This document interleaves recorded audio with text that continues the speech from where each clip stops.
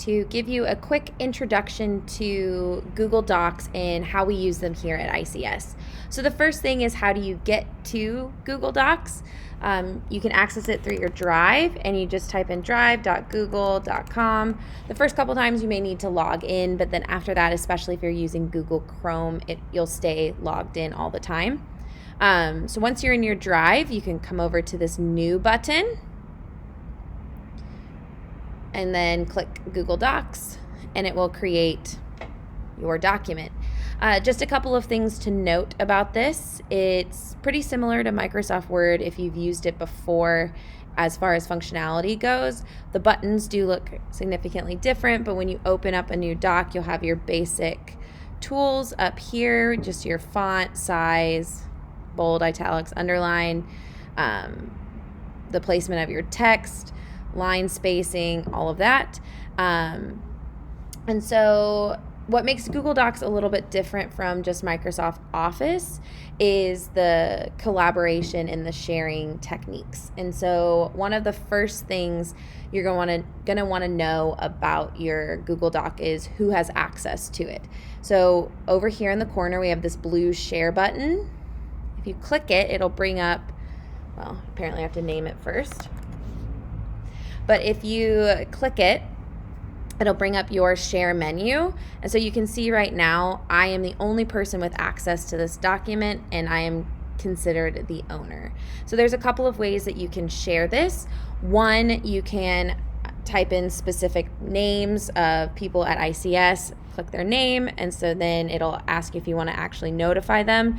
Usually you would say yes and just click send, and a little email will get sent to their Gmail saying, hey, this person has shared this document with you, and it prompts them to look at it. Another thing you can do is come down to this get link section. And so you can see right now it says restricted, only people added can open with this link. So that means if I sent the link to somebody and I hadn't added their name up here, they wouldn't be able to see it.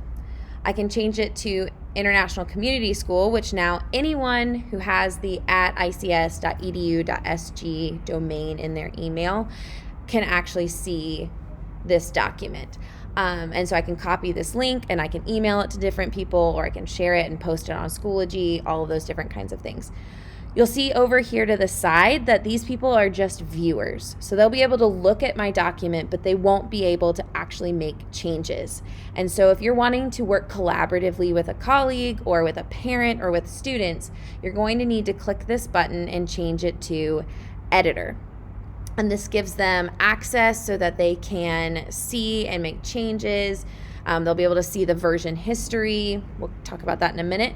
The other option is to make a commenter, and that means that they can leave comments on the document, but they can't actually make any edits. They can make suggestions, they can make the comments. You can choose whether or not to accept these suggestions or comments, but they won't be able to actually make direct edits to the document. So then you press done, and now you're good to go.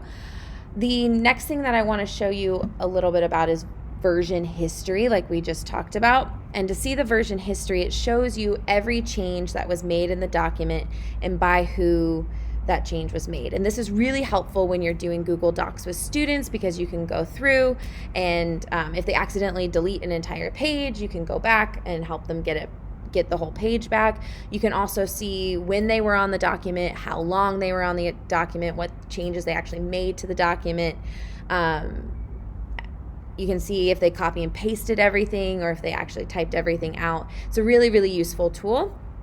So in order to actually see this happen, we're going to add some typing to the document.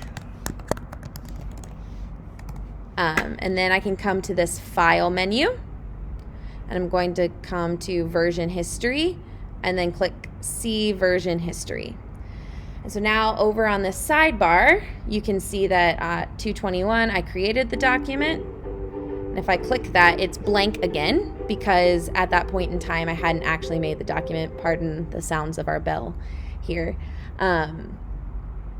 But then you can see at 225, you can see the changes that I made here. And as I continue to work on this document over different days and at different times, you'll be able to see who added which edits and who deleted which edits and where things were going, and you'll even be able to go back to previous versions. So if I was like, oh, I hated all of this, I want to go back, I just click restore this version, and now I'm back to where I started.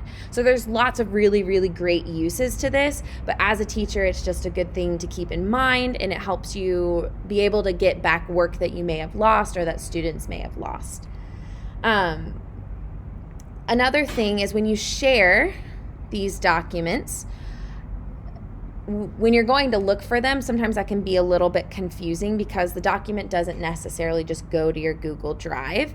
So if you're looking for a document that's shared with you, there's lots of ways. As I mentioned before, when you share it, it sends an email, so you can always search your email for the document. Another option is in your Drive, you can click Shared with Me. And so you can see here, this is all of the documents and slides and videos and things that have been shared with me ever, if you want to scroll all the way back.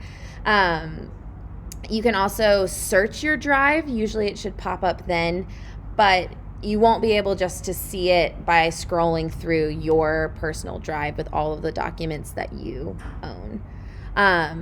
Another note about this version history: only the owner of a document and editors of a document can see it. If you've made somebody a commenter or a viewer, they won't have that accessibility to your document. So, this is a really great way for you to have students collaborate and create new things. You can also obviously use this for typing essays, sharing work, showing data in charts and graphs, things like that. But it's a really powerful tool that we use a lot here at ICS.